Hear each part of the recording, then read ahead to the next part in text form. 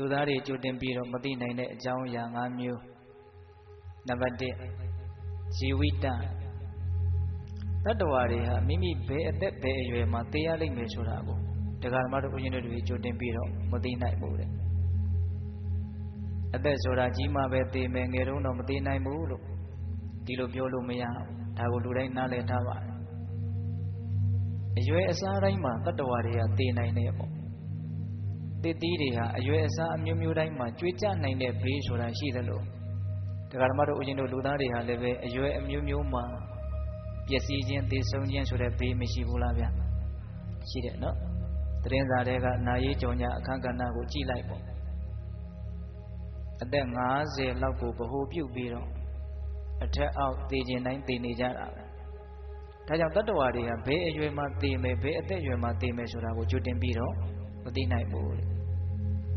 နောက်ဒုတိယဦးဇင်းတို့ကြိုတင်ပြီးတော့မသိနိုင်တဲ့အချက်ကဇီဝိတံဗျာတိကာလောစဗျာတိတဲ့ဗျာတိဆိုတာအနာယောဂါကိုပြောတာတရားဓမ္မတို့ဦးဇင်းတို့တွေဟာဘယ်လိုအနာယောဂါနဲ့သိရလိမ့်မယ်ဆိုတာကိုကြိုတင်ပြီးတော့မသိနိုင်ဘူးသိခြင်းနဲ့ယောဂါနဲ့သိနိုင်တယ်ပေါ့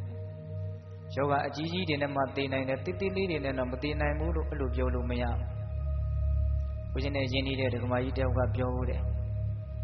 သူ့ရဲ့မိခင်ကြီးကကင်ဆာယောဂါဖြစ်တယ်လို့ဆိုတယ်အဲ့ဒါကင်ဆာယောဂါကိုကုလိုက်တာခေါင်းတစ်ကောင်လုံးစပင်မွေးတွေအကုန်လုံးဖြူသွားတယ်လို့ဆိုတယ်အဲ့ဒါ16နှစ်လောက်ကြာအောင်ဒီကင်ဆာယောဂါကြီးနဲ့နေနေတာမသိဘူး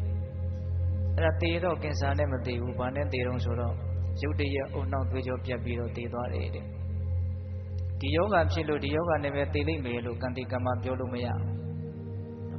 ဒါကြောင့်ဒကာဓမ္မတို့ဦးဇင်းတို့ဘဝမှာမသိနိုင်တဲ့ယောဂါဆိုတာမရှိပါဘူးတကယ်တမ်းကဒါကြောင့်ဘယ်လိုအနာယောဂါဆွဲကပ်ပြီးတော့တို့တွေသေကြလိမ့်မယ်ဆိုတာကိုဒကာဓမ္မတို့ဦးဇင်းတို့တွေဟာမသိနိုင်ကြဘူးတဲ့နောက်ဦးဇင်းတို့တတိယမြောက်ကြိုတင်ပြီးတော့မသိနိုင်တဲ့အချက်ဇီဝိတံဗျာတိကာလောစကာလဆိုတာအချိန်ကာလကိုပြောတာပေါ့နော်မနေ့ကမှသေးလိမ့်မလားသို့မဟုတ်ညနေခင်းမှသေးလိမ့်မလားနေ့မှသေးမလားညမှသေးမလားဘယ်သူမှဒါကိုကြိုတင်ပြီးတော့မသိနိုင်သိခြင်းတဲ့အချိန်မှသိနိုင်တယ်ဒုသဖြင့်တော့ကံကုန်တဲ့အချိန်မှသိကြရမှာ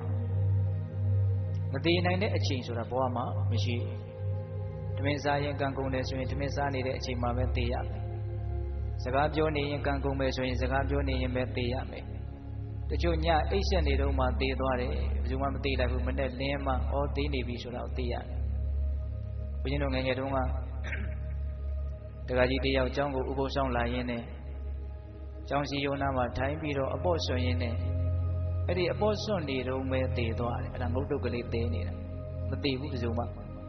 ဟာထိုင်နေတာကြာလာကြည်လားဆိုတော့မှသွားကြည့်တော့အသက်မရှိတော့